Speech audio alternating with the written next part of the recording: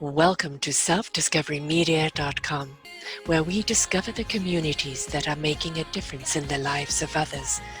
Our self-discovery is something we are all making on our life's journey. Here you will find the people that will be your guidance, that will be your inspiration, that will be there for you in support on your journey of life. Do enjoy. Our next show is...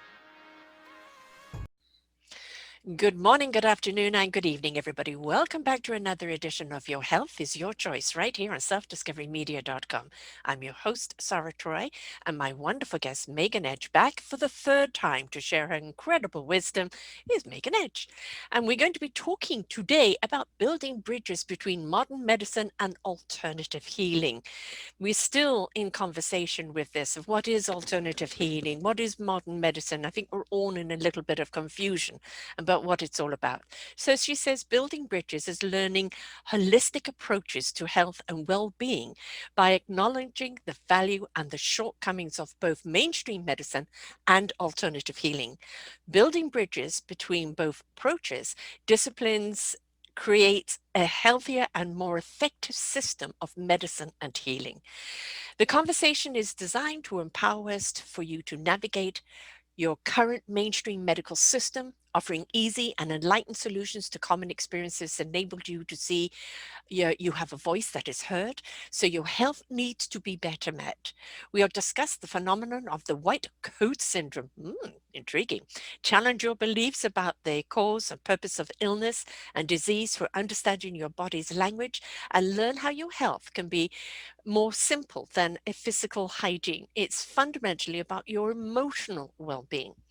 Master healer Megan Edge will share her knowledge and teachings of alternative and holistic medicine, along with her experience, mainstream medical and patient of 17 surgeries. She will share some of her techniques and tools for calming anxiety, having your voice heard, and feeling the effects of medical treatments. And I invite you to come back and listen to all the other shows that we've done together. She shares her journey's heart. She also talks about wonderful aromatherapy healing, which I use. It's wonderful stuff. All about the intuitive energy massage. There's a lot here that this lady does, plus the fact that she immerses herself into the garden as well and allows the garden to not only be her source of energy, but pours that energy back into her garden. So this is a lady that's most certainly connected to everything, and it makes it easy for you to unravel what really works and what really doesn't. Right, Megan? That is right. Wow, what a beautiful introduction. Thank you, Troy. And I'm really happy. Troy, thank you, Sarah. But I'm It's really okay. happy to be back to be back with you and to be sharing these really important conversations right now, especially right now. Mhm. To be empowered in our choices, especially our health choices, it's vital to everything that we do. It's vital to our well-being, both emotionally and physically, to know that we have a voice and we can be heard. To have Yeah. that skill set, to know that that's possible, it's one of the most valuable gifts that I could ever think of giving to anyone, is to help empower them to have that voice in our medical system. Yeah, because I know from my own past experience, and we've discussed this, is that you go to the doctor and you're made to feel like it's either in your head or that it's really not that big a deal, or just take this pill and or go away. And you know there's something wrong, but you don't know how to articulate it because you're not a medical person. You just know there's something wrong. And today it's like they have 3 minutes for you. And that's it. So how do you actually explain it? And we can take the medicine, have the operation, chop something off, and the problem is still there Yeah. because Western medicine, and believe me, there's been many a life-saving thing I've had with Western medicine, but it takes care of the problem and kind of at the other end of the thing, it never gets to the root cause. And if you don't get to the root cause, how do you know what to heal, right? Well, that's exactly it. And let me be very clear. I am not against modern medicine at Mm, all. That's why this is about building bridges right. between these two disciplines, because each one has its absolute value. And when they are working together, That's the point. you have holistic Yeah. health. But as you've described, for most people, their relationship at this time with their doctors or their medical practitioners generally is a very fleeting one. Yeah. We maybe, like you say, 3 to 5 minutes, maybe 10 minutes. I know that here in British Columbia, you're only allowed to bring one concern to your Yes. doctor. There's notices up on the walls that say, only one thing. We're only allowed to discuss one thing. But the problem with that approach is that our body is an entire system. So Yes. if my big toe is not talking to my ear, then I think there's a problem. And in my experience of our medical system, as filled as it is with beautiful people whose hearts are in the Mhm. right places, who want to help and want to make a difference, the big toe doctor and the ear doctor are not going to be talking to one No, another. no. They're not going to go to the same conferences. They're not going to read the same papers. They're going to be specializing in a part of the body, a piece of the body, Mhm. and therefore not able to see the whole picture and connect the dots. And certainly are not going to ask these really important questions, such as, what is going on in your life right now? Yeah. That may be the underlying root cause of the toe problem or the ear problem. Yeah, there's no bending their ear, that's for sure. you know, I think it's actually a huge metaphor for life, where what we've done is compartmentalized everything in nice, neat little boxes and nice, neat little departments where nobody communicates.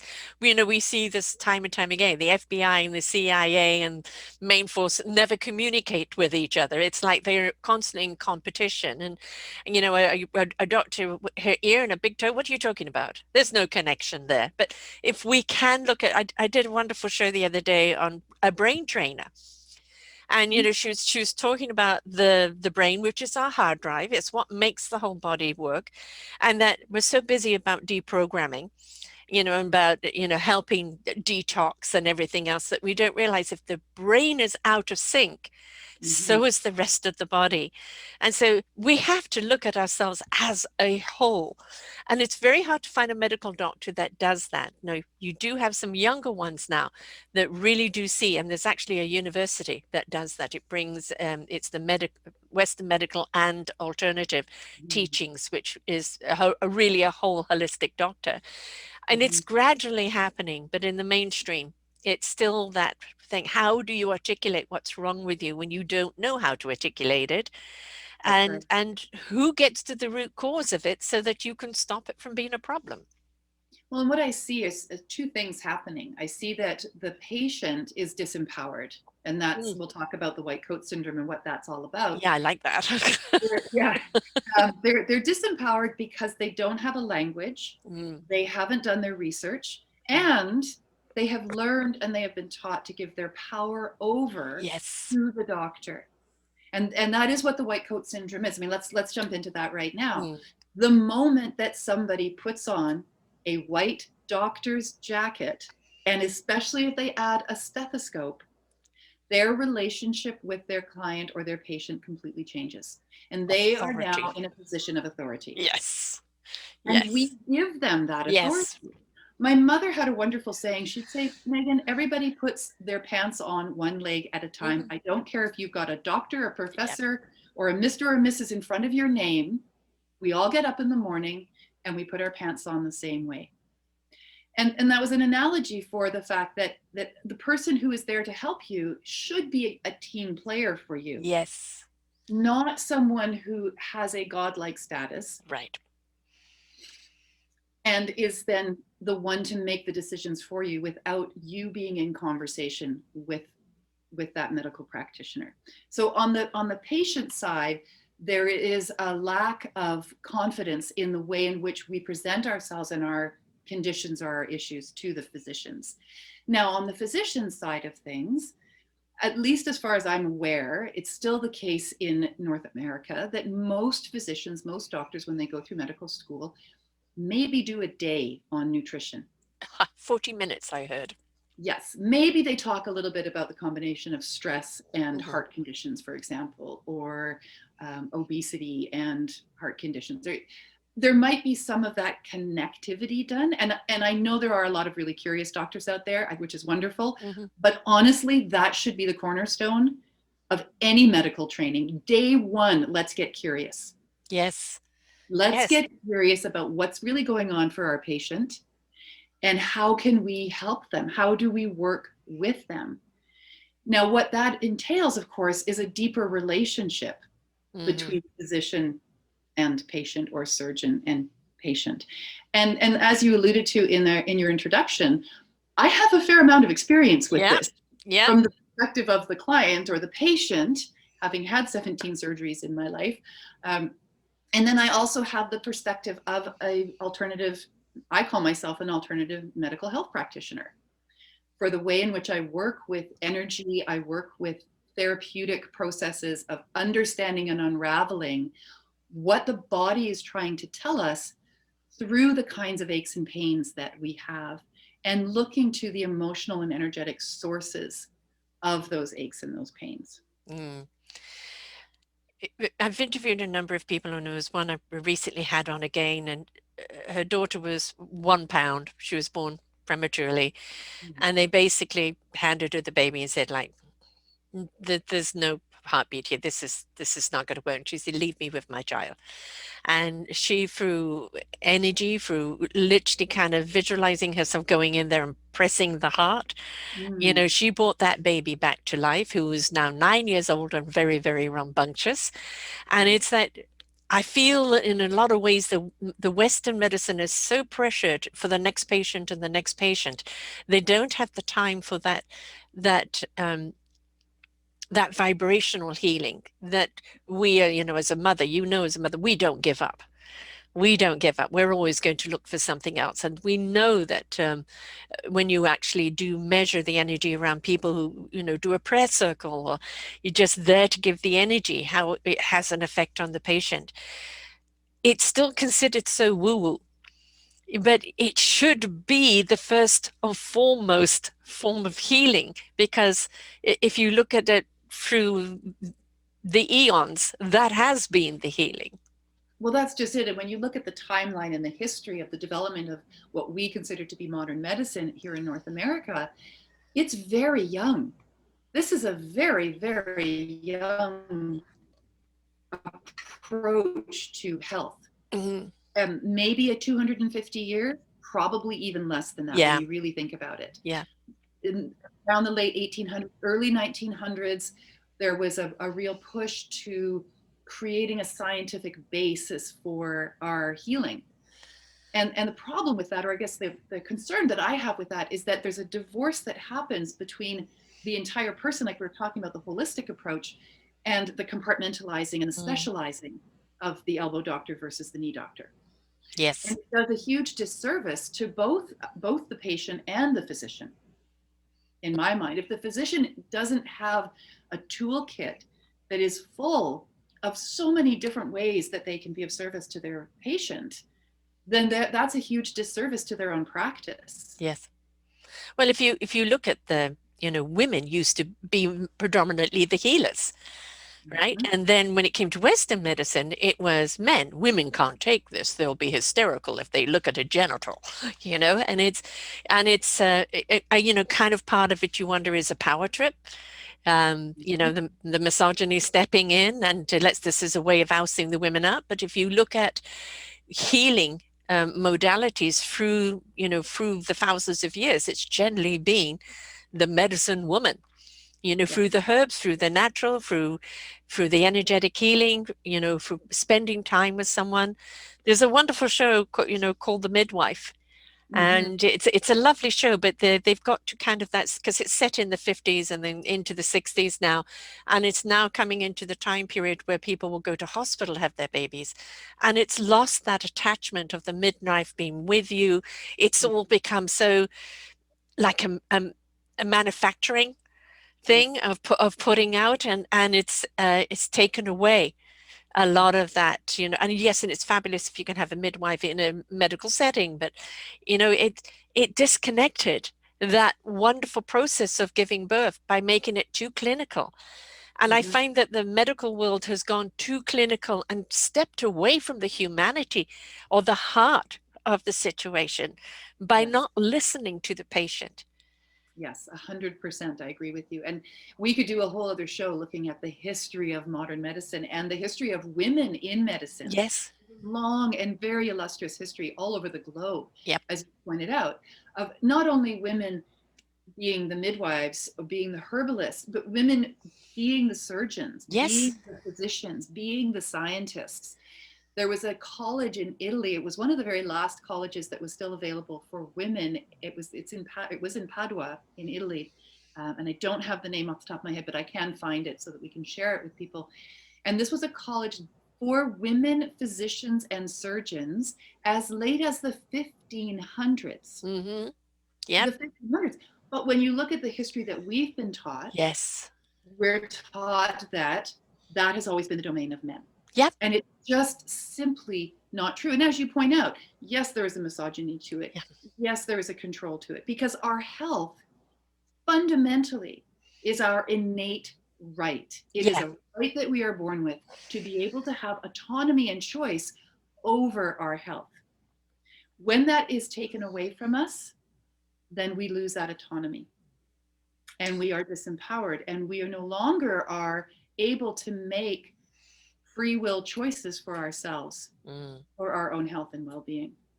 Which is Kind of another reason we're having this conversation today. yeah, exactly. It kind of reminds me of, I call it the dark ages, before postpartum was understood or depression was understood, which is still, really opening up the box only now, Yeah. with Prince Harry and Oprah and Lady Gaga and everything, they're putting it out on the table and saying, why should I be ashamed? Mhm. Why should I fear, other people's opinion? It is depression is here, but it's the fact that 1800s, early 1900s, if somebody wanted to get rid of their wife, they just had to say she had hysteria, and off she'd be locked up in a nut house, right? And that it's that anytime there was a mental problem at all, immediately not, or the electric shock thing, and it's like, oh my God, when you look at that, it's terrifying. Terrifying to see what people went through with simple things that we look at today as, as postpartum depression or depression in itself. Um, Hopefully we've come a long way. Well, now we just give people drugs. Yeah, I'm not sure we've come a long way. No, well, at least we don't lock everybody up for everything, and a husband can't get rid of his wife that easily. But Mhm. up until the 50s, they could. Well, it's even in the language that we use to Mm, describe the procedures. So the mm. reason that a hysterectomy is called a hysterectomy is because the root of that word is hysteria. Yeah.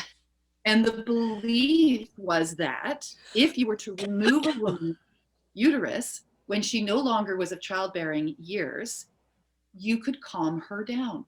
Mm, She would stay calm. What tends to happen as women get older, and as we are no longer, if we're parents, if we're no longer as invested in our children because they've now grown up and they're doing their own thing, a lot of women find their rage in mm. their 50s and 60s and 70s, and they've got nothing to lose at that point. And Right. so you're going to see these are the women who are out on the streets marching Yep. along with the younger women. These are the women who are found their voice again and are reclaiming their power, and they're moving into their crone years or their goddess years or whatever, however you want to describe that.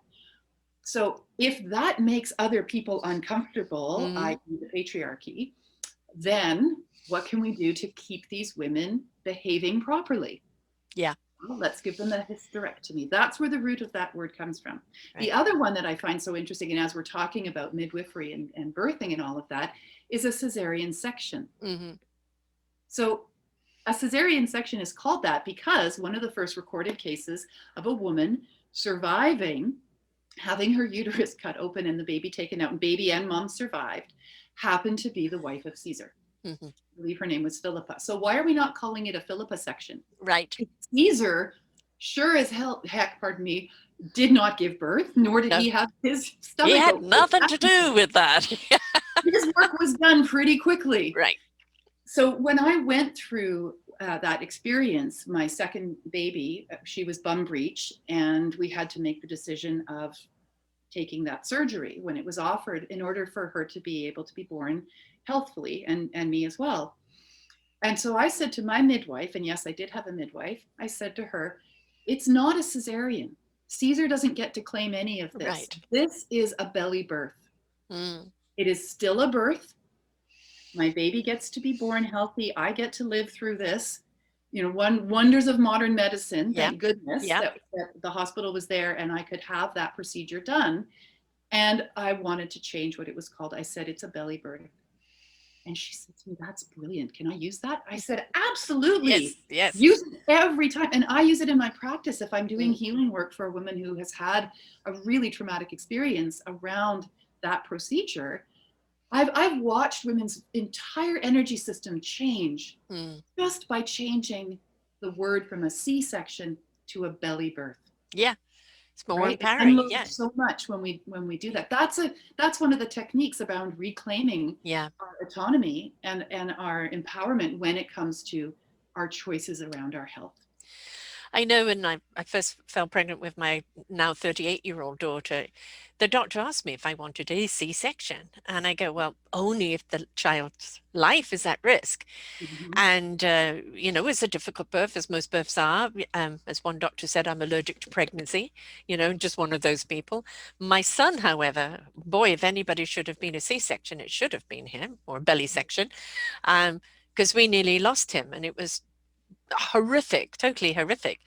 When it came to my third child, I went to a different doctor and he said, I'm telling you right now, there is no way you should have given birth naturally to your last child. You are having a C-section, belly section.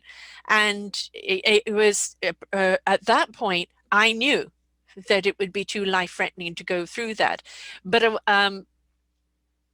I could make that decision, whereas before there was a lot going on in the 80s where they were pushing the C-sections because they made more money in doing it.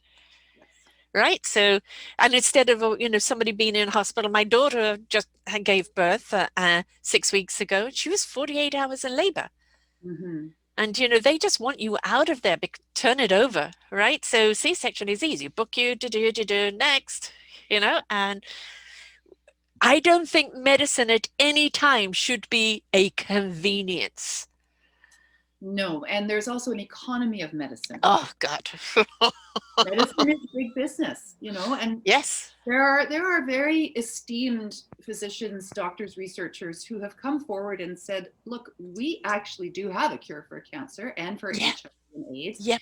and for dementia and for Alzheimer's and Yes. for heart condition, pretty much everything. We know how to cure it, but we are not allowed Nope. to share that with you. No. And that's where we get into the conversation about alternative. Yes. What is alternative? Well, it's just what isn't the mainstream narrative. Right. So if the And mainstream has been narrative, around for since the beginning of time, many of the practices. So, yes, which is yes, the alternative? Modern yes, medicine is really the alternative, right? And well, yes, that's true. penicillin, antibiotics, and things like this, and heart transplants, and all of these type of things. Absolutely amazing what we can do. But Yes, again, it's like these other modalities have been there for so long, and there's always a cure for something. And cancer has been one for a long time. It's a multi-billion-dollar industry. Are they yeah, going to want somebody come along with a simple remedy to cure cancer? No. no, And this pharmaceutical, I had another woman, 80-year-old, was with me 5 years with Wise Health, and she would go God's Pharmacy. Talk yes, about God's Pharmacy.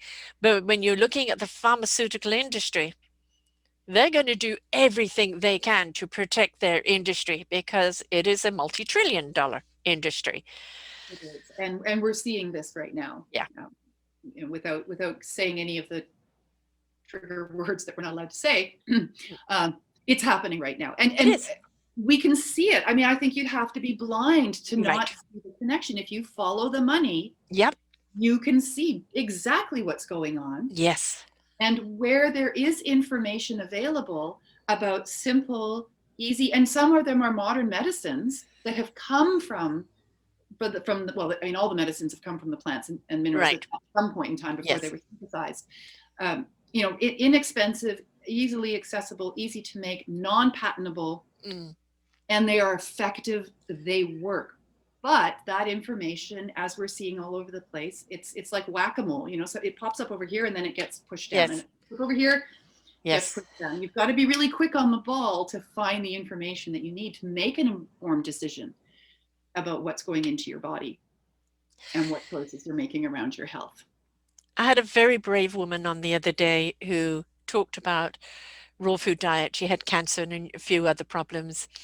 Married to a narcissist, going through a nasty divorce, Mm. and she actually discovered the raw food really did a great deal for her. But then she discovered urine therapy, and apparently urine therapy has been around for a very, very long time. But of course, it's not a sexy topic at all, Mhm. Yeah. and it's amazing. I mean, her show has got so much following, and how many people admit to doing it. Mhm. But her husband, who in the middle of the divorce, has used it against her to take her child away from her. Right. So Yeah. one of the things that really peeves me off, we should choose the right of which medicine we want for our body. And Yes. nobody else, because they're afraid of it, should have the right to penalize us for it. And he's just really just using it as the true narcissist to have it over her to take the son away. She's standing her ground because she's got all the Good. data and everything behind it, the proof of the benefits of it. But that takes courage, and there are so many that have stood their ground and have taken the courage. We've Mhm. also heard in certain countries certain people being killed Yes. because they're rocking the boat too much. But if we all raise that voice in unison, Hmm. if we all demand together, as we are with politicians right now, we're tired of the BS. We're Yes. tired of the cloak and dagger or the wool over our eyes. We just, Hmm. we just give it to us up front and let us make the decision of what we believe. Don't try and impose what you want us to believe. I'm so happy to hear you say that, Sarah. And I know that you and I are of like mind on many, many things. These days, it's what's the right word? It's iffy. It's iffy if you stand your ground. There are consequences that no one should ever have to deal No. with, to speak your truth and to say what you know. And this brings me to one of my other tools and techniques to help empower people around making wise choices for themselves, and that's about information. Mm, It's about simply doing your research. yes. Find out what is really going on. The information is available, even if it's like a whack-a-mole, you can still Hmm. find it. There are enough prominent people speaking out, high level people speaking out, physicians and immunologists and virologists and researchers and scientists who are saying, this is the information we need you to have. Yeah. So find out. Otherwise, it's not informed consent. Right. It's as simple as that. Exactly. It's you feel that sometimes you go to a doctor with a problem and you feel like he's just kind of blind and trying to do a braille thing here of understanding, and you Mm-hmm. feel powerless. I mean, how many times do you go to a doctor with a real problem and you get there and you kind of forgotten what it is because you feel paralyzed? It's like the judgment. I'm an asthmatic, and I went to a young doctor. Oh no, we don't do that anymore. No, no, you can't do this. No, you've got to do this. You've got to do that. And it's like, well, I've had this for 60, how old am I? Yeah, 64 years, I do know my body and know what works and what doesn't work. No, I don't care about that. And it was just no honor or respect for my own body. This show is called Your Health is Your Choice. Yes, And it's called that for a reason, because we should have the choice over our health. And absolutely. nobody should impose their opinion on us or make us feel small for asking questions or demanding a second opinion or wanting to know more. That's I right. had a wonderful doctor back in the 80s. My ex-husband is Chinese, and she would say to me, look, this is the problem. Now go and ask him what the solution is. Right. So I tell him what the problem is. Oh, yeah, we just go along to a Chinese doctor, look up the tongue, take your thing, take these herbs. Right. So, but she was open minded. She Yes. was open minded, because she knew that don't just give me another pill. Yeah. Right. So but she honored that. But there are not many that honored that because, as you said, the white coat syndrome. You find it in any line of work. Teachers, I'm a teacher, I know everything, so therefore, Mhm. and when you get those egos in the way, which we know is really what humanity's problem is, Mhm. um, we don't have collaboration, we don't have community. We have that hierarchy there that thinks they're more important than anybody else, and there's that disconnect. We're hungry for connection, aren't we? We're hungry Mhm. to be heard. We don't want to be made small because we have this reoccurring health problem that nobody seems to have an answer to. And we're tired of keep speaking about it, but we don't feel anybody's listening. And we should give a voice to anybody and everybody because everybody has a right to be heard and Mhm. and guided and helped along the way of how we can get to the root of the problem and solve it. That's right. And this really speaks to the idea of a team, Mm, that each individual has a team of practitioners around them who can collaborate with one another yes, and share ideas, get curious, connect some dots, see what else is available, and instead of not talking to one another. I had an experience when my father was in the hospital just before he passed away, um, of every time a new doctor would come into the room, we'd have to go through the whole right, thing of this is what the situation is, this is the surgery he's just had, this is the reaction he had the last time he had this heart surgery. Could it be this? Could it be that? Everybody had a different opinion, but nobody was talking to one another. right. So there were 5 or 6 different doctors, none of whom were having the same conversation with each other. So there was no team. No, And as far as I'm concerned, the medical system let him down. right. He did not have to die. Yeah, But because there was no communication all the way through, at least nothing that was concrete, there wasn't a collaboration, there wasn't a brainstorming session. It really felt like it was very haphazard. And each individual person might have been really trying to do their very best. But yeah, when they're not speaking to their colleague about what the colleague did the night before, how can you how can you have that collaboration? right. And very often too, they don't listen to the nurses.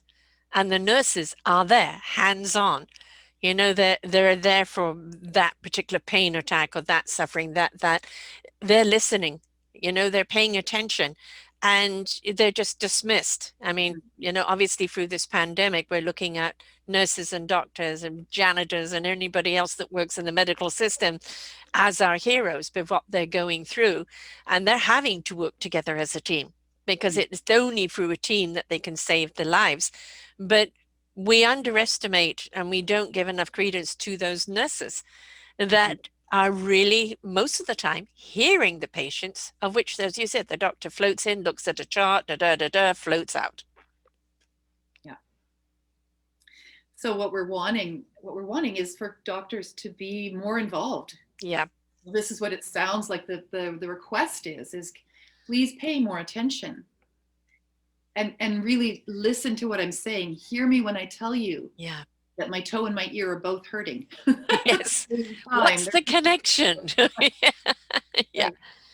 Now, this is about building bridges. So let's shift over to Mm. alternative healing for a moment and let's look at what is the pro and what is the con. Because what I've noticed in my many years of being in the mainstream medicine and then also being in alternative medicine is that there are good people on both sides. Mm.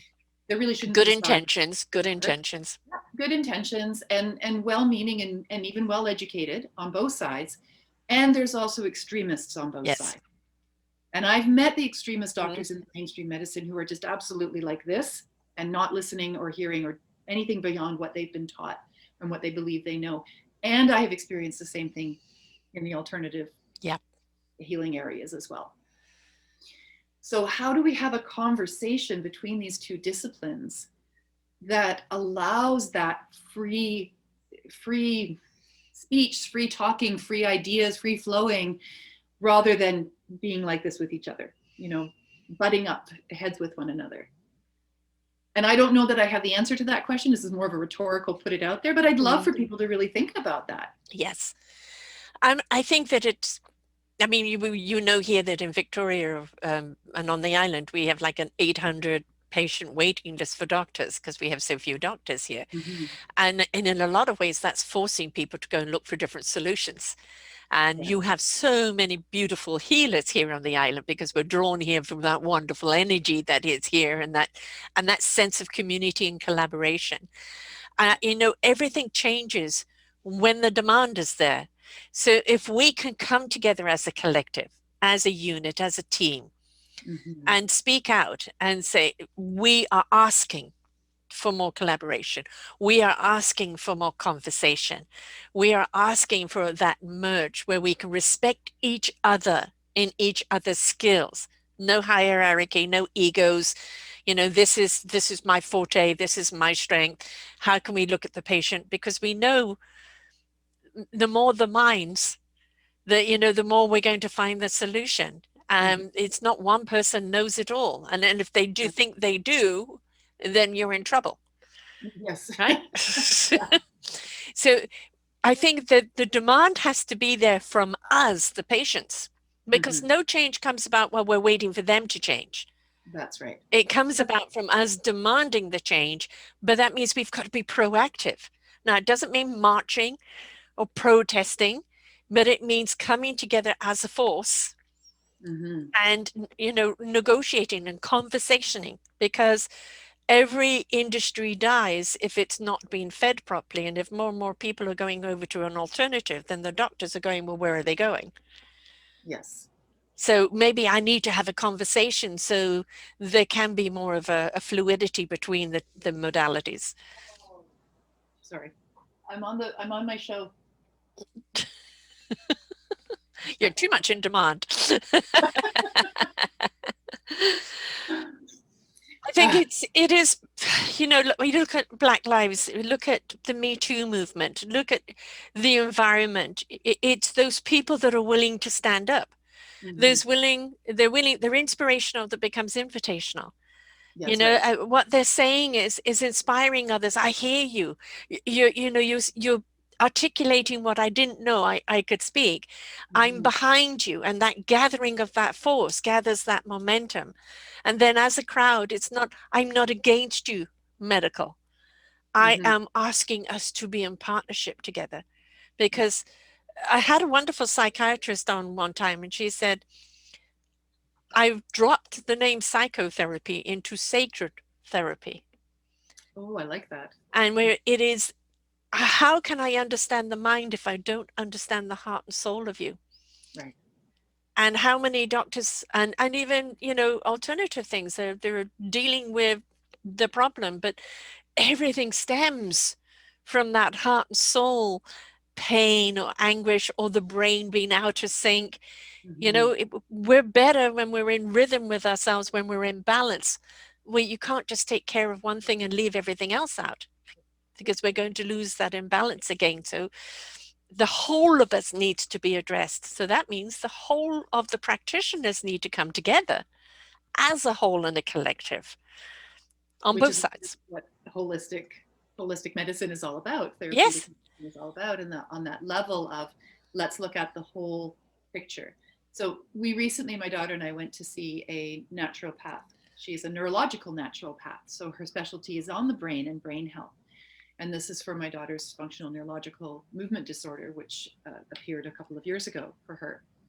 And what I really love about a naturopath is the naturopath takes the time. Yes. We were there for 2 hours. She pulled apart the whole story. She asked Mm. questions.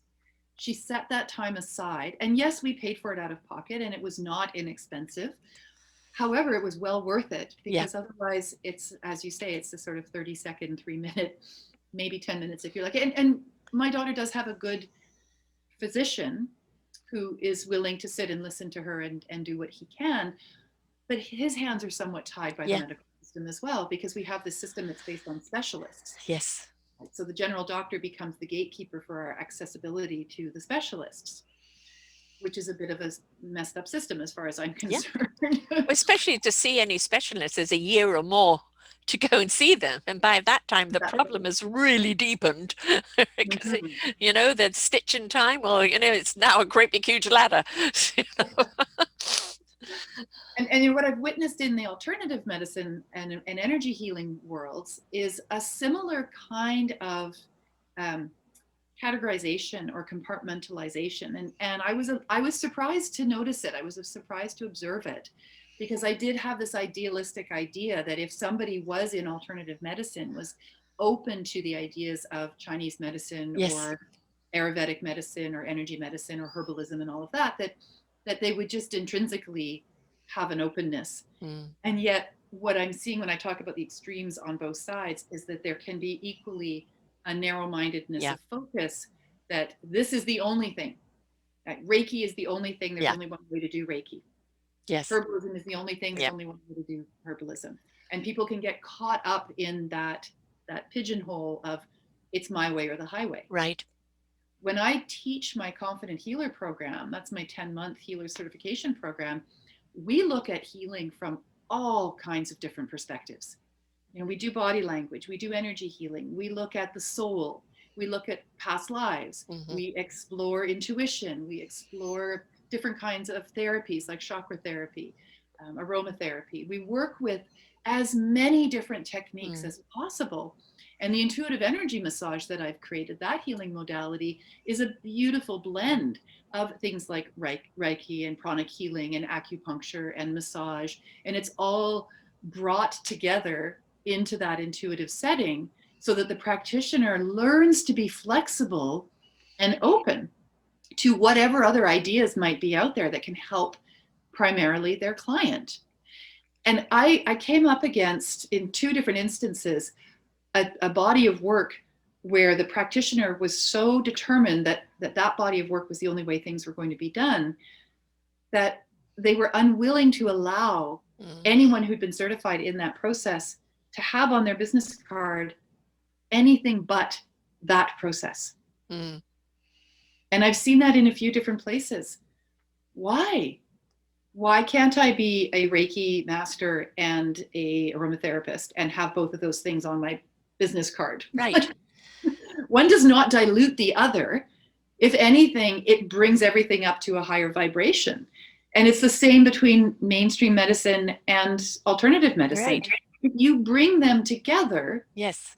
everything gets accelerated. Healing gets accelerated, long-term health gets accelerated. It's a no-brainer to me.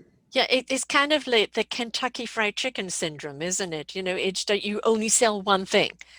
And Mm, if you go into a restaurant with a full menu, it's diverse, right? And you're going to try all sorts of different dishes because they're pleasing in different ways. And it's like, well, why can't the chef can produce all of these dishes, mhm, right? So why can't we have also the same, modalities in healing? It just means you are more of a holistic healer because you have, and the thing is too, is that you recognize in a certain area that may not be your strength, right? mhm, And now you know the community to go to. I'm recognizing this. I've done that, but I know they need more, right, yeah. in this area. And that's it. I hate the word competitive. It's out competitive in comparison. I do not like at all that Mhm, collaboration of community where we work together. We now are looking at the patient as a whole person and coming together as a community to help that person. um, mhm, this it's like the one size fits all. No, it doesn't. It doesn't. It never has, and it never will. There is a point that I do want to bring up because there's a show I'm going to do on this because it irks me. I recently hired someone for a family member to have um, some consultation on a problem. And she said in the first thing, no, I have to wait for this to happen before I can help you to do that. And then she booked a second one. And the second one, she charged even more than the first one without even mentioning money. And it still was not an hour. And it still left her with, well, what did I learn here? A little bit, but nothing like that. And it's mhm, 450 US dollars later. And so, I think the due diligence as a person looking for that holistic person, you want to have that free phone call with someone. Do they hear you? Do they see you? mhm. Are you going to get what you're going to pay for? Right. Right. Or is it just like, they're rather like the doctors next? It's all about the bill. Mhm, Um, so it doesn't matter how big or bright someone's advertising is do they have the ability to see you? And if they're not willing to give that free consultation to know you, then you know they're not the right person for you, which I should have done my due diligence. Well, and this comes back to research and responsibility. Yes. These are two of my favorite words. Do your research Mhm. and be responsible. Right.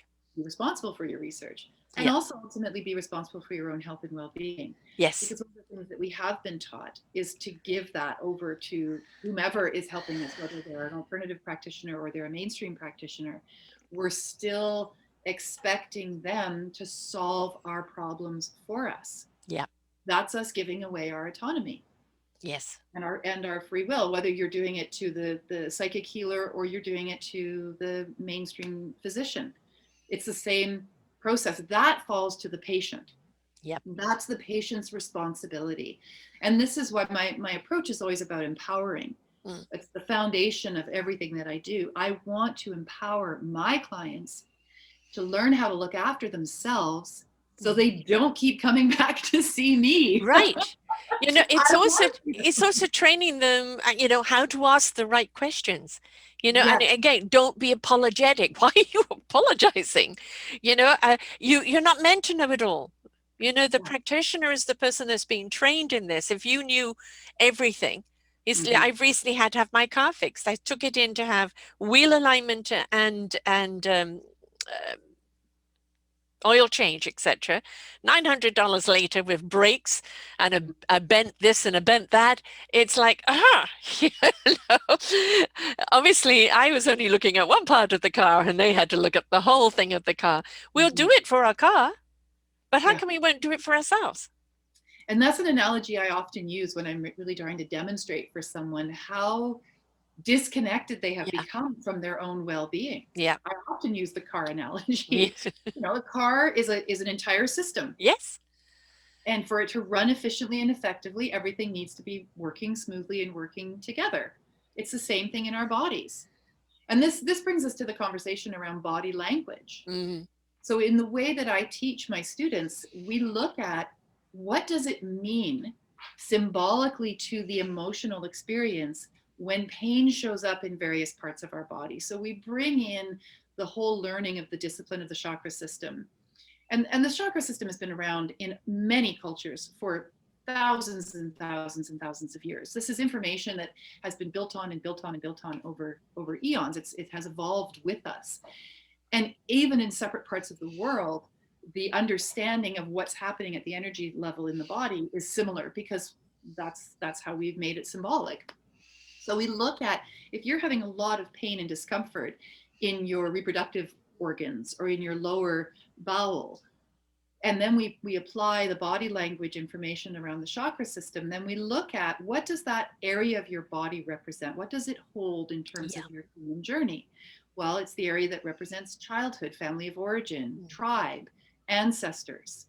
So what was going on for you when you were a child that you may still be holding on to yeah, now in that part of your body that needs healing? hmm, Right? Because in my personal a view of all of this, what I've learned and what I teach is that the body never lies to you. Our no, bodies never lie to us, and they hold incredible wisdom. So yes, your sore toe could just be a sore toe, and yes, you could take an aspirin or put a band-aid on it or get the surgery if it's bunions, whatever it is. That's what you can do at the physical. And then I would invite you to consider, all right, what is the meaning of the toe? hmm, What does the foot represent? Are you walking your path? Are you feeling grounded to the earth? Do you feel like you belong? Or do you have wounding around that? yes, And I know that if we do the work on the wounding at the emotional and energetic level, we will permanently heal the toe. hmm. And that pain will not come back again because you've worked on what it was the body was trying to talk to you about. The willingness to explore. I've tried many, many different modalities. You know, we both have fibromyalgia. I don't know how many times, oh, I've got something that will fix you. Oh, take it away forever and this and that. Yeah, yeah, they're okay. Um, you know, as far as I'm concerned, some things you just learn to manage, Mm-hmm. right? And maybe the vehicle has just been damaged beyond a particular repair, but it's still functional because you can manage it and you know what to do to nurture it. Mm-hmm. We have to be willing to explore things we don't understand, right? Yes. And it's like, oh, I don't know what Reiki is or this or that, or I don't know what you mean by, opening up, that energy source of soul talk or anything like that. Just because you don't know it doesn't mean it's bad for you. You know, Hmm. where does fear come from? A lack of knowledge. When we understand, we know whether to be fearful for it really or not. So we have to sometimes just be willing to explore. If your gut feels, your core feels, you know what, this feels good. I'm going to give this a try. Hmm. And just be open and be willing and allow yourself to go through the process. You don't have to be ahead of the game. Right. Be present in the now. Work on the moment, whatever you're meant to be doing in that moment, in that healing modality. It will open up the doors to whatever it is meant to open up. But we're inclined to kind of want to control and dictate and how things should be. Let go of that, right? Let go of that, because that's part of the problem, holding Mhm. on to something too much. Well, yes, and then the other part of the problem, as we've said, is when we hand over Yeah, our wellness to somebody else and make them the expert on us. yeah. We are the expert on us. No one else Yes, is in your body but you. right. Right. And until you're willing to kind of try different things, you're not going to know what is good for you. You will know when something feels right. You'll Yes. try this, you'll try that. I am feeling good. Oh, I'm feeling that connection. This is good for me. And, there may be then something else that will come up and go, okay, this isn't quite working as it did. I've obviously got something else. What else can I try? But you've got to be willing to work with the body and what it needs and work with the other people. You've got the expertise to Hmm. help people open up and discover their own voice inside Yeah. and to learn how to listen to that voice without apology. And that's part of that process, is learning how to listen to that voice. That's a lot of what I work with, is helping people to understand what their intuition is and what their body is trying to say to them, and create a connection between the body and the soul and the self. Yeah. Our mainstream medicine only acknowledges the body.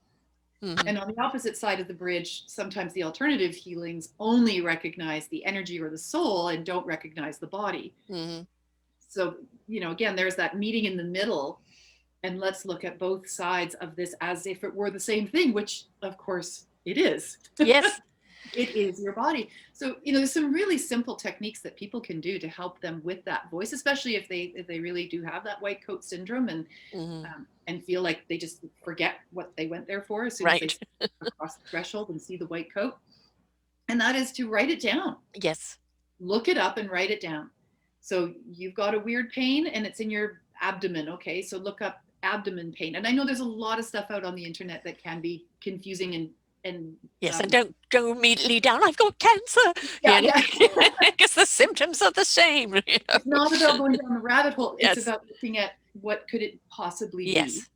so that you have the language Hmm. and you know what questions to ask. Right. And then you write them down and you take your piece of paper with you and you pull it out of your bag or your pocket and you say, okay, doctor, here's what hurts and here's what I'm wondering if it could be.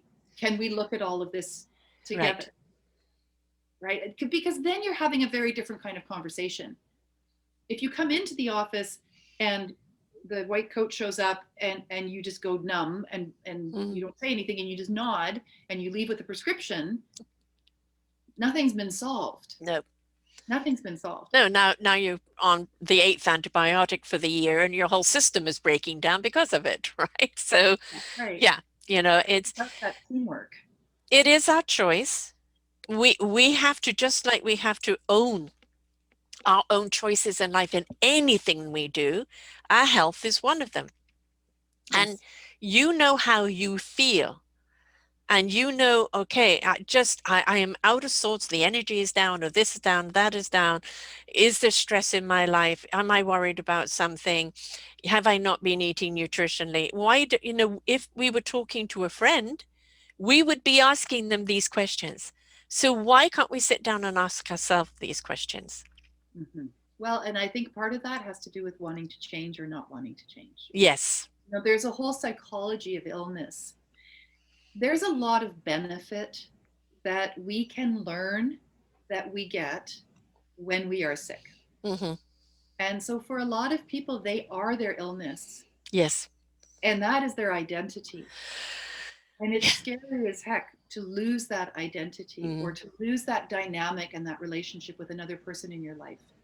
who has learned of how you are, has learned that you're prone to getting sick all the time or whatever it is, that we set up relationships with the people around us based on how we show up in the world, and we Right. teach people how to treat us. Yes, we do. So if I'm chronically ill all the time, and the benefit to me is that I don't have to go to work, or there's not as much of an expectation that I'm going to participate in my life or be there for somebody else, or I get a lot of love and attention because I'm not well all the time, I will learn that as my identity. Yeah. And then if someone like me comes along and Yes. says to that person, I'm going to call you out Yeah.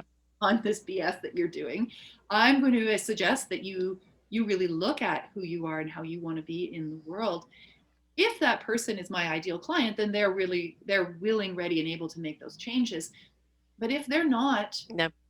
that's okay. I mean, that's okay. That's their choice. I get Yes. it. It's not my place to make it different for them, but I'd like the opportunity to demonstrate that this may be the pattern that they're in, Yeah. and that they've chosen this pattern. Yeah. And I know that's not a popular No, it idea, isn't. No. but it is the truth, Yeah. at least my truth. I know when I was chronically ill, I was choosing that. Yeah. And it wasn't an easy thing to look at myself in the mirror and go, yikes. Okay, yeah, there is actually a benefit to my being chronically in pain. I see that now. Do I want to continue to be in pain, or do I want to decide that I can change that for Mm. myself and to advocate for myself and my Yes. health needs for myself, and then also with other health practitioners to be able to say to my doctor, this is what I need. That's the advocating piece of it. Yeah. And I think also, you know, I am Sarah who happens to have, Mm-hmm. and they are my challenges in life, as every single one of us gets given a challenge in life. Yeah. And it could be your female, it could be your color, it could be your sexual orientation, it could be your point of view. We've all got these little challenges that we walk around with. Don't let it define you. But it is going to be your guidance system where you need to honor your body. I can't do X, Y, and Z anymore. Well, instead of beating myself up of it, I concentrate on what I can do. Right. Right? That chapter is closed. I can't do that. All right, that's okay. That doesn't demean me or bring me down any further. It just means, okay, put more of the energy where I can do it. And it's also, don't apologize for any of the challenges you're going through. Mm-hmm. Um, we should never, ever have to apologize if we have a health issue, whether it's a mental issue or a physical issue. And some of us can kind of, okay, let's just get on with it, Mm-hmm. do our best. And then we have those days where the body taps you on the shoulder and go, okay, it's my day Mm-hmm. and you've got to listen to me. And we've also got to learn that whether you have a challenge or not, we need to give our bodies, mind, hearts, and souls the day off now and again. Some tender, loving care.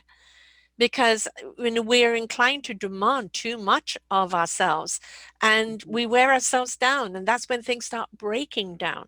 So to say no now and again, no, I'm sorry, I can't do that. No, I'm taking a me day. No, I And don't need to apologize for it. I don't need to justify it. I'm taking a me day. I think no can be really good for your immune system. Yes, yes. And you got people go, what, you said no? Yes, I said no. And that really brings us back to that finding your voice. Yeah, What voice do you have, and how would you like it to be different if how you're using your voice is not getting you the results that you are wanting to have or hoping for? yeah, And it can take an enormous amount of energy and compassion for the self, yeah, commitment to your own health, to be your own advocate, because you are up against a system that doesn't want you to have a voice. It's not convenient for you to have a voice. It's not convenient for you to know what is actually going on in your body and to speak the same language as the experts. At least that's been my experience. right. You know, the ego and the control, we see it in every industry. We see it running through. The people with the greatest insecurity have the highest ego, and the way they like to kind of lord over other people is with control. Mhm. Making you feel powerless makes them feel bigger. Mhm. If you do have any form of practitioner, either side of the equation, where you can see the ego is ruling and they're just simply not there to hear you, and then it's time to walk away. And you, oh, I can't get another doctor. Well, they're all online now. You can call them if you need an emergency, or maybe it's time to walk away from that medicine and start exploring another alternative, right? Yeah. Don't get stuck because I mean, I had somebody she was with an incredibly abusive doctor that Mm. refused to listen to her, which eventually came out with the problem that she had, that he refused, even when it was classified that she had it. Mhm. And he was just awful. I don't have another doctor to go to. And I said, you don't need another doctor to go to because this doctor's killing you Yeah. just by not believing you, by being demeaning to you. And you need to walk away from him because that's part of your healing modality. Hmm. Absolutely. Absolutely. And Yeah. that means also sometimes the people in your life too. Yes, it does. Yes, it You know, does. if our bodies are breaking down, if our minds are breaking down, it's something going on in within us, but it's also something going on around us. So, we have to pay attention to that. And if we don't like the feeling, then we've got to change it, Yes. which means you've got to take ownership over your own life And that's and the responsibility. participate. Yeah, that's the responsibility piece. And it's not always easy, and No, nor do you have to do it by yourself. no, back to that You know, community, right? There are people there that's to right. support you. Yeah. Reach out and find out who else is experiencing what you are Mm, experiencing. There are so many amazing stories of yes. healing out there. Healing within mainstream medicine and healing within alternative medicines.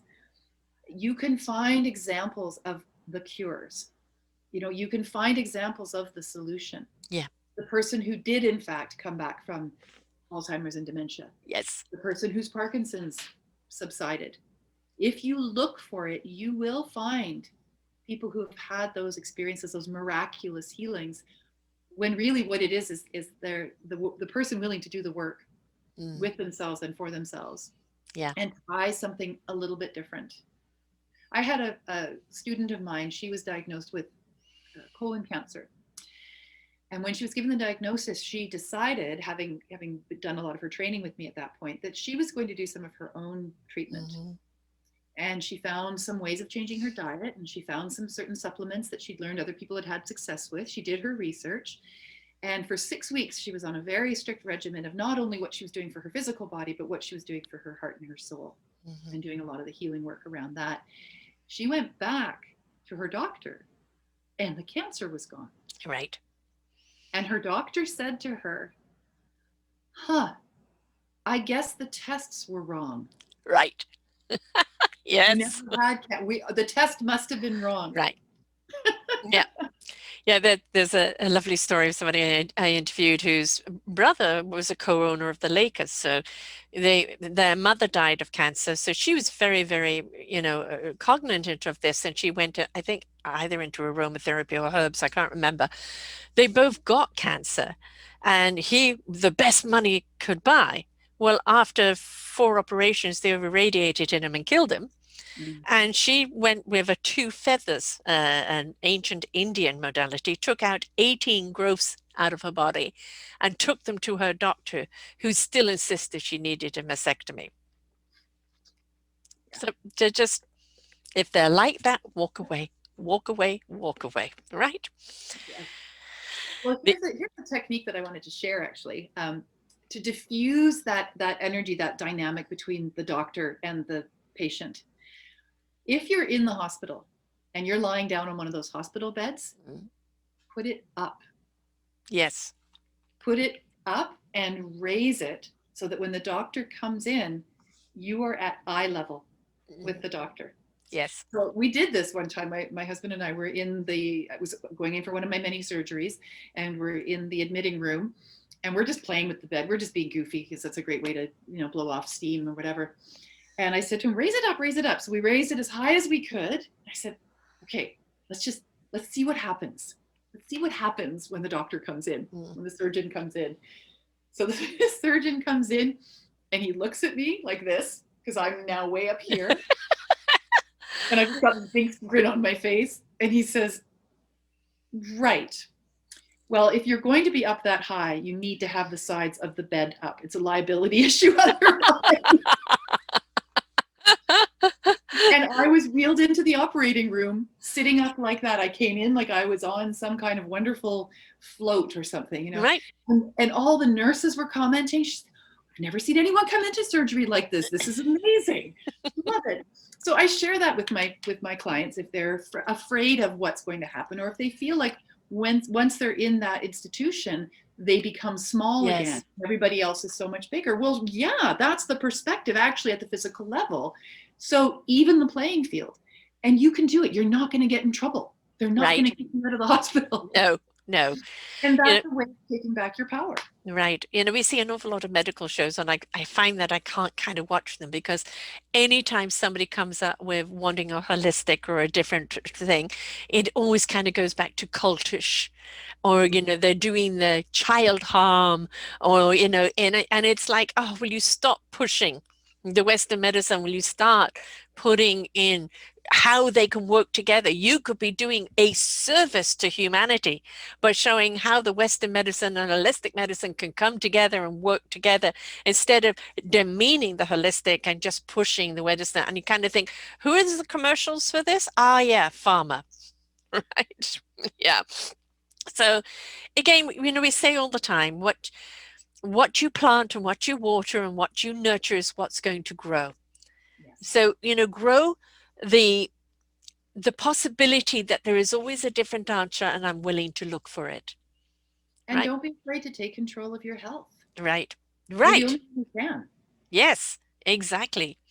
Now to change topic completely, Okay. we're also featuring your daughter's art today. She's actually doing a project for me, for my wonderful landlady who's going to be turning 88 and has a cat. She's going to be doing the picture of the cat for me. But we're also sharing in the posting today her art, Emily Harrison Edge, and it's very, very diverse, her art. She's kind of got the the the body where you can see the characters, and then you can also see beautiful landscapes and lots of colors. Let's discuss a little bit about your daughter's art, because we had to include it in here today. She is so diverse in her talents. I'm constantly in awe Hmm. and inspired by both my daughters are incredibly artistic and creative. Emily, when she was less than 1 year old, picked up her first crayon and drew her first picture. Now it was no Monet, but it was more like a Picasso. It was actually on a napkin. We were at a restaurant, and she picked up the crayon and she did a spiral, which was phenomenal. She's Right, not for under even one? a year old. A Yeah. spiral, yeah. I still have it somewhere in her files, and she's never stopped. So now Right. she's 19. So for 19 years, she has been always drawing, teaching herself, immersing in her art. And this year in particular, she decided to do a gap year between high school and university, and she has been every day online doing her online self-directed art courses. She's learning animation. That's what she wants to do Mm. with her life. She wants to become an animator for big movies. Disney, if you're listening, she'd really like to come and work for you.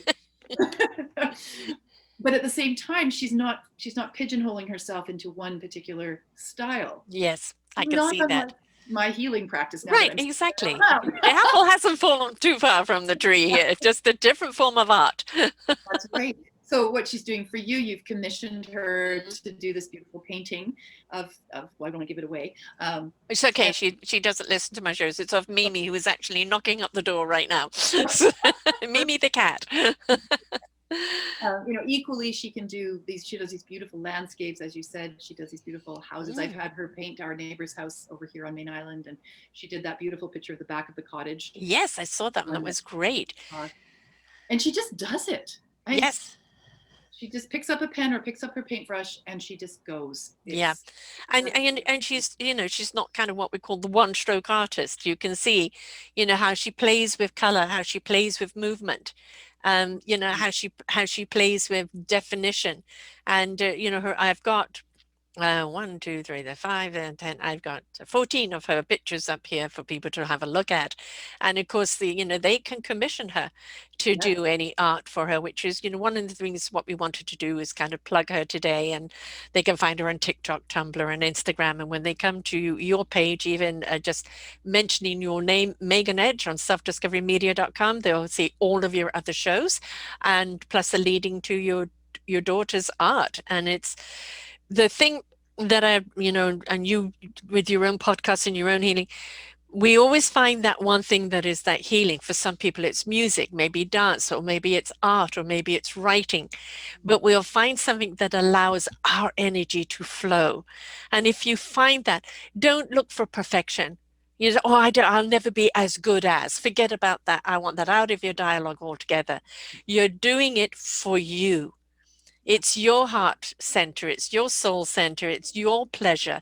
And then people will get pleasure out of that because you have put your heart and soul into it. Yeah. And for Emily, that is her art has always been her go-to, her therapy, her way of healing Mm, herself. And as I watched this functional neurological condition develop for her, and just how challenging that was that first year, and she ended up having to leave school early because she couldn't function. Part of her condition is that her body spasming, and when that mm, happens, she can't even walk. I mean, right, it's heartbreaking. And yet, through all of that, through the fatigue and the exhaustion, the nausea, and all of it, she's still doing her work. right. She's putting out 2 or 3 drawings every day. I mean, this woman is prolific. Yeah, And I'm not just saying that because I'm her mother and I absolutely love her. She's got mad skills, this girl. right. So she's your inspiration.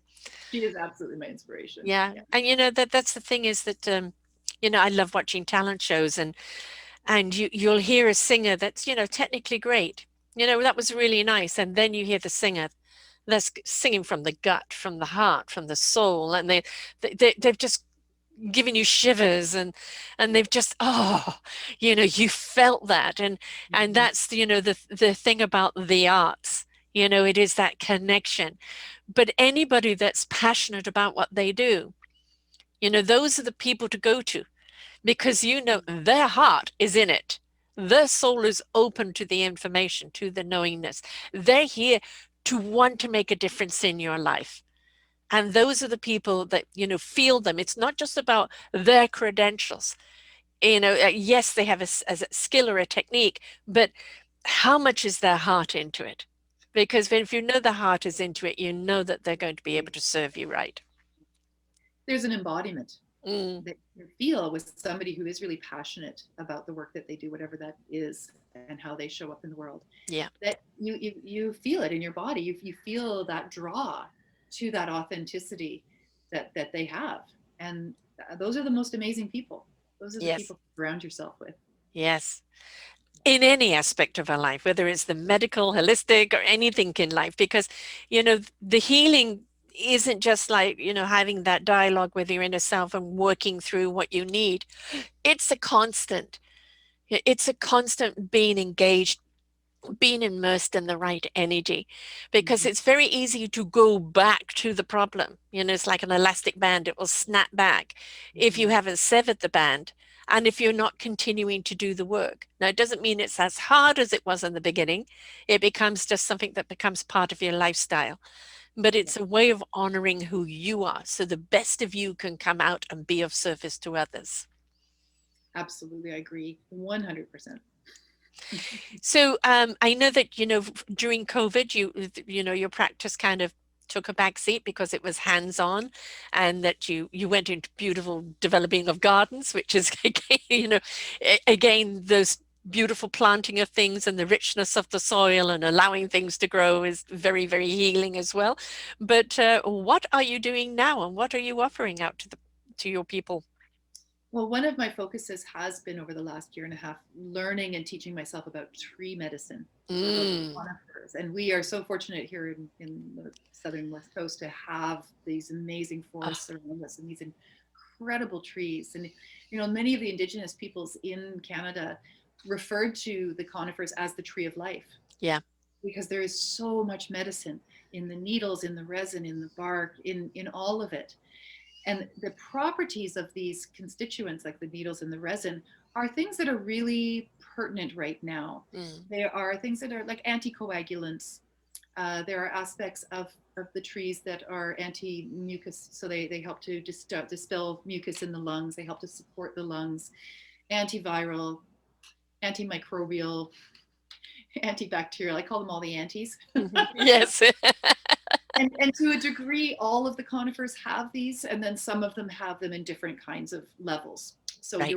so what I'm learning about now and teaching others is how to recognize what these trees are, what is a fir and what is a cedar and what's different about them, and then how to work with the different elements of them. So working with the resins, working with the balms, or working with the needles rather, and then creating, what I've been doing is creating salves and balms for people from the different plant medicines that they can apply topically to Mm. support their overall immunity, as well as working with the needles as food. Believe it or Yes. not, you wouldn't know it, you wouldn't think it necessarily, but in Right. fact, you can make tea Nature with. wastes nothing, right? That's right. Yep. You can bake with them. You can grind them up and put them into capsules and ingest them. And this is not only ancient medicine, this is medicine that is being Mm. explored and researched by modern scientists. Yes. You go to PubMed and you look up pine needle tea or pine needles, you will find the research projects that are ongoing and have been for the last 120 years, looking at how can we benefit from these amazing medicines that are in nature. And what I would say to that, in the theme of our conversation today, in conjunction with Mm. what modern medicine can offer us, not to the exclusion of. Right. I like to say that modern medicine is very reactive and it's Mm. really good at that. Yeah, If there's an emergency situation, get yourself to the hospital. exactly. Don't put pine needles on your severed artery, right? Right.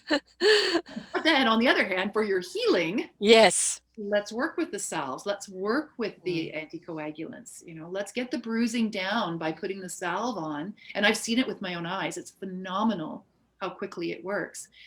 And let's do them both together at the same time. So I'm creating this line now of nature And I based. can see the book being written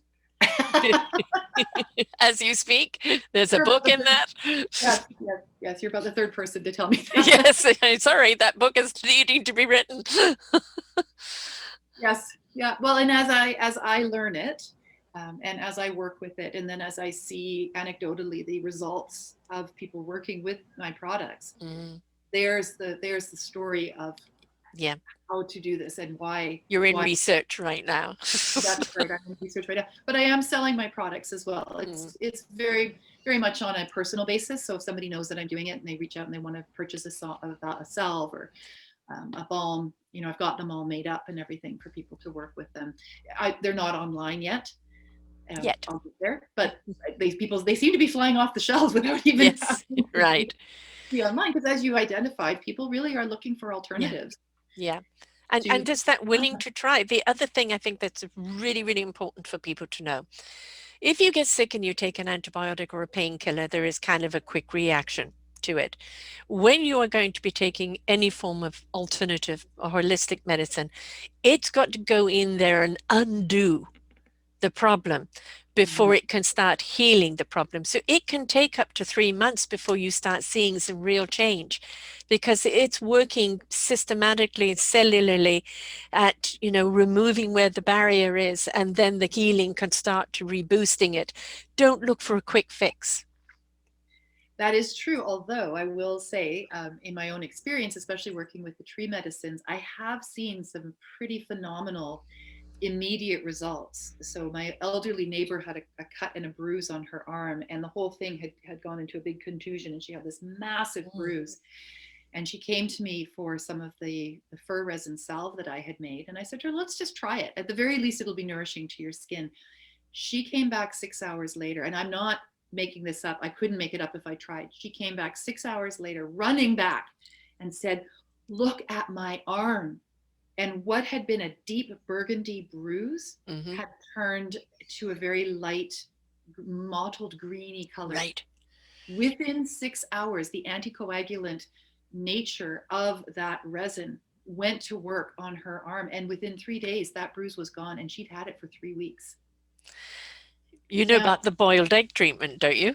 Like, my kids laugh at me all the time because I'm always bringing it up, but it works.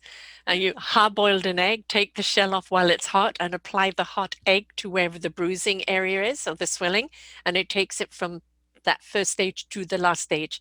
And it's just, I don't know what enzyme is in the egg, but it works, right? yeah, Nature always has an answer. it always does. Always. It's just you've got to be willing to try it. I don't care how ridiculous it sounds, but Yeah, if it works, and it works for a reason.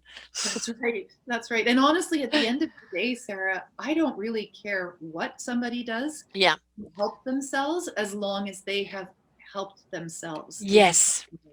One modality is not better or worse than No. the other. If it works for you, great, do it. If it doesn't work for someone over here, they can find something else. Right. And be willing to explore. Yeah, Not like, oh, I tried it once and it didn't work and I'm not going to do anything else again. We wouldn't have a light bulb if that was the case, right? We right. just keep trying, we keep exploring because we will come across that something that is that answer. And it is good the answer to where you are right now. And then later on, there might be a different question and a different answer. But Yeah, be willing constantly to open up and to learn. But don't forget to apply and yeah. be consistent and persistent in your own healing. And I would say that to both the patient and the physician. Yes, yes. This big word time, absolutely everybody's on the same clock. And it's Mm, what we do with our time that counts. But I think one of the greatest things we can do, not only to the patients, but to ourselves, is give ourselves time, yes. right? It's not about the quota. It's Mm, rather about the quality. yeah. And I've often said to patients or to clients, how long did it take you to get here? Yeah, Oh, it's taken me 10 years. I've been like this for 10 years. yeah. Okay. So it might take a few sessions. Yes, exactly. There's a lot of undoing before we can start, Right? doing what you need to be. And that's what people need to understand. You have to undo Yeah. in order to be able to get the right ingredient in there to really start the healing. And if you're not willing to do that, then your health is your choice. But if you really want to be healthy, then you're going to investigate, you're going to explore, you're going to try things out, you're going to be patient with yourself. Mhm. You're not going to rush. I just want it now. No, anything that you want now is not going to be sustainable. You've got to be willing to take those steps and be persistent and consistent with it, because that's the only way you're going to see the results. There was something that my father said to me when he was in the hospital because I was bringing in my essential oils and I was working with him. And if anyone's really interested, they can go back and watch our show on essential oils. Yes, please Like, do. Really specifically, eye-opening. yes. All essential oils are not the same. So the ones that I was bringing into the hospital, these were the Young Living oils. These are, that's right, those ones there. They're pure. They're not adulterated. There's Mm, nothing else to them except for the oils of these plants. Very, very high yeah. quality, high vibration. So I was bringing these in and I was working with him doing the massage and incorporating my intuitive energy massage with the aromatherapy. And he had never really been open to any of this before. He kind of thought it was a bit hoo-hoo. Hmm. He said to me, whenever you come in, as soon as I smell the oils, I feel my heart start to slow down and I Right. can breathe again. And he was having he ended up with ARDS, adult respiratory distress syndrome, which is what a lot of people are experiencing right now.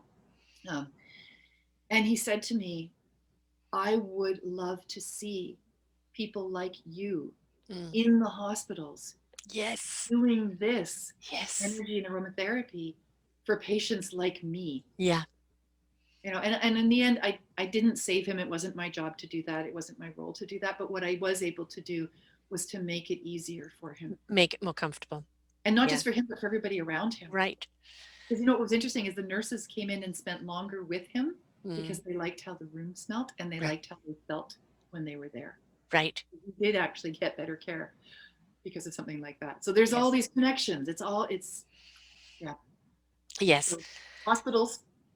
Yeah, I know, and it's the same ridiculous thing about giving day old food away to the homeless. They'd rather throw it away than give it away because lawyers got involved and lawsuits got involved. And if we could take that away, yes, have accountability, but even doctors make mistakes. You can't know everything, especially in a stressful situation. But the more the heads are together, Mhm. looking for a solution, addressing the problem, recognizing, oh, I've seen that before, the more you have a chance of really healing. And, I don't want to be compartmentalized. I don't want to be a little box on the shelf up there. Please see me as a whole, as the whole of me, and pay attention to the whole of me and what I need in order to heal.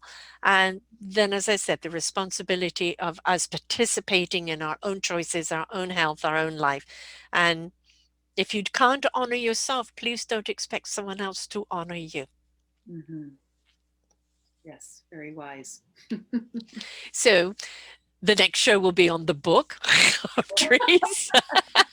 I'm sure to have you back before then anyway. Um, I do invite people. You do have a book out there anyway. Let's tell everybody about the book because we talked about that in our first show. Oh, yes, we did. Hang on 2 seconds. Let me quickly grab it on the shelf. It is The Heart's Journey.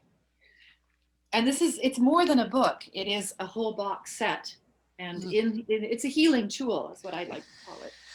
And in here you have the book that talks about my story. I share my story in here. I share my heart's journey mm, of what it was like to be going through a very difficult situation of choosing to leave my marriage of 23 years with two mhm. little kids, and trying to do it in such a way that I could stay with my heart and stay heart centered and stay in integrity and authenticity. And then how these beautiful hearts in nature, which is what this is all about, how I found them, and they helped me stay with my heart. Yes. And then you get this little beautiful journal so that you can put all of your wonderful things that you're learning about yourself in there. And then in the box set, there is the box of the Oracle cards. There's 42 full color cards. Yes. And these are all of the hearts that I found in nature, or they found me. And then Yes. each one has a message to help with the healing of our heart. And you get your beautiful pen, you get your bookmark, and it all comes together in this gorgeous box. It's a beautiful gift for someone who's going through a hard time, Mm. or someone you know who's doing some healing work of their own. And also, what a great gift to give to yourself. Yeah, and the fact that you have that journal, it is good to document how you're feeling because reflection, you're feeling like this today and you go back and look at it and go, oh, I understand why I was feeling that way. Or if I could feel that good then, why can't I feel good now? It's hindsight is good as Mm-hmm. long as it propels you forward into understanding where you are now and where to go next. And then, the healing cards is I use cards to what do I need to know today? And it's always something very, very poignant. And it's just a way of kind of focusing in on what you need to know in the now. Yes, and giving yourself that meditative moment. Yes, that's Um, that's where the focus needs to be right now, not on everything else, because this is what your heart and soul needs right now to heal the body. so I'm just thinking as we're closing out, what if I were to pull us a card to see where our heart is at in this moment as we talk about our health and our well-being. This always comes up in my show, and it's really apropos right now. The wind blowing the trees, the ocean, the serenity. I love it. So look at this. This is called Heart Knot. Hmm. This is a piece of lichen. That's the other thing I'm working with is the lichens right now, but we can talk about that another time. Yeah, yes, I don't even know what that is. Delicate hearts can become so entangled in the judgment of others, Mm. causing confusion, pain, and fear. That sounds familiar to where we are right now, doesn't it? Right. It is time to take a break from struggling to know what another wants of you. Simply float in who you are. How perfect. Exactly. Exactly. Definitely. And then, that is kind of the underlying message to everything, isn't it? You Yeah. are enough. Know you. Be you. You're a gift to the world. Your gift needs to be shared. And, if you're living the external life, this is where the internal starts playing up and going wrong because it's begging you to come home. Yes. And I think it's really important for us to remember that there isn't anything wrong with us. No, We're not broken. nope. The medical system would have us believe we are broken, and some of the alternative medicine systems also Mm, would have us believe that we are broken. My approach to the work that I do is that we start from the place of recognizing that we are not broken and there is nothing to fix, mhm. and we go from there. Yeah. We can get there a lot. We can get to where we want to be a lot quicker if we start from the premise that there's actually nothing wrong with us in the first place. I kind of like to look at it as that I'm out of balance or I'm out of sync. And then Hmm. when I get back into balance, everything will kind of fall into place. And it's what's throwing me out of balance, and what do I need to get back into that succinctness? Because then you're in the right alignment with self, right? So yeah, as I said, I've got this disease and I've got asthma. There are things that I have, but they don't define me, and I just have to learn how to manage them. And that means keeping things in balance, keeping Exactly. that equilibrium, and doing what I need to do in order to keep that balance. Yeah. You Right? are not your diagnosis. Nope, I'm certainly not.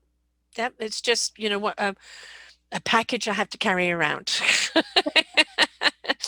But no, I think the moment that you allow any kind of form of illness or anything to define you or become you, you've Hmm. lost yourself, and it's going to take longer to heal because now you've got to find yourself again. So you may as well be in tune with yourself, working with yourself to heal yourself, because that's going to get you there a lot quicker. It certainly is. And that fundamental belief that your body knows what it needs. Yeah. And that's that piece about listening to your body. Hmm. One of my biggest pet peeves, one way or the other, whether it's mainstream or alternative, is when a practitioner or a physician says, and this is it for life. Yes. This will Yes. not ever heal. You've Right. got this many years to live. It's going to be like this. This is it. I immediately get my back up because I know that's not true. Right. There's lots of reasons why we get sick. Hmm. Lots of reasons. There's a whole, like we said, the psychology of illness. But beyond that, sometimes there's a bigger picture to it as well. And that's a whole area of exploration. If you believe what you are told and you do not question it, then it will become a self-fulfilling prophecy. But Oh, if yeah. you decide that maybe there's another alternative, you've immediately opened up a door into something else, a possibility, a miraculous healing. And Yes. any miraculous healing happens because the individual has said yes to something different. Right. And Yeah. you How move many forward. people die from the diagnosis, not the disease? Everyone. Yeah. Yeah. And it is, we're never given anything that we can't manage. We're given everything for a reason. And, it is to discover just how strong, how courageous, how the abilities we have, how we can be our own Mhm. self-healing with the right knowledge and the right support around us. We sell ourselves short all the time because, as you said, we give our power away. Right? Stand tall in who you are and why you are and what you're here to do. However flawsome you are, there isn't anybody out there that's perfect. And if you know, the perfection is in the imperfection, because Yes. that's what makes you so utterly flawsome. And it's also why your gift is so important. And I love to say to people that you didn't come here to be perfect, you came here to be human. Yes, and we know that human isn't perfection. The Nor is it divine is, perfect. the human side of it is a constant learning progress.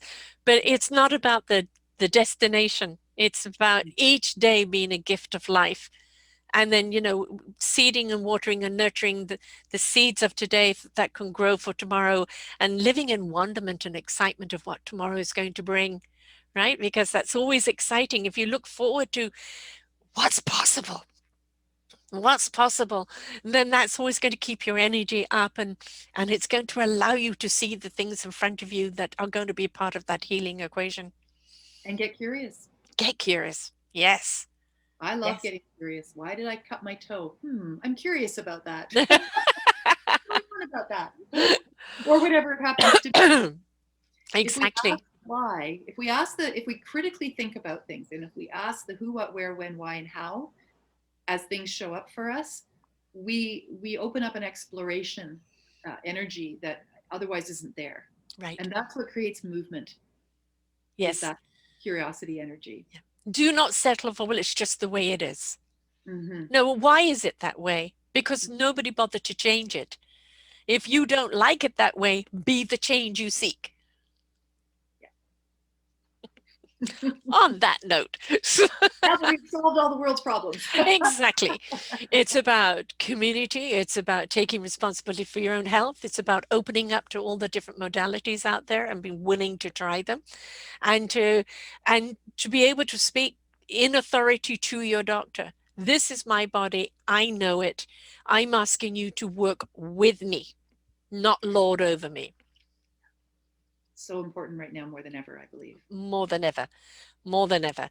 And, the other thing I think that is really, really, really important, we're all COVID fatigued right now. Where, there's been a great deal of the hysteria and we've all been on alert, and it's like just an injection of common sense. You're in a crowd, wear a mask, wash your hands. You can keep your immune system up by the sunlight, by the positivity, by doing what you need to do for your body to be strong. Just if you buy into the fear will grab hold of you and consume you.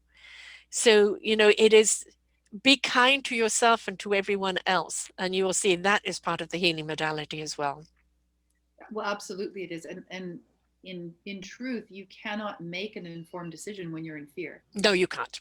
You're reacting, you're making a reactive decision. Those are the ones we often regret. Yep. Because we didn't Yes. think it through. The knee-jerk decision based on fear. No, this is why take a deep breath, take some time out, Yes. and then come back and look at it from a different point of view. Yes, Right? I would encourage everyone to be doing that right now. So Yes. important. So Yes. important. Most certainly. We're all in recovery at the present moment, just from the sheer stress of this. But, it's look to what was the gift.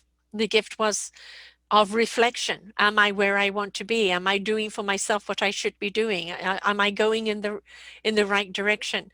And then this year is, for me, the word is actionism.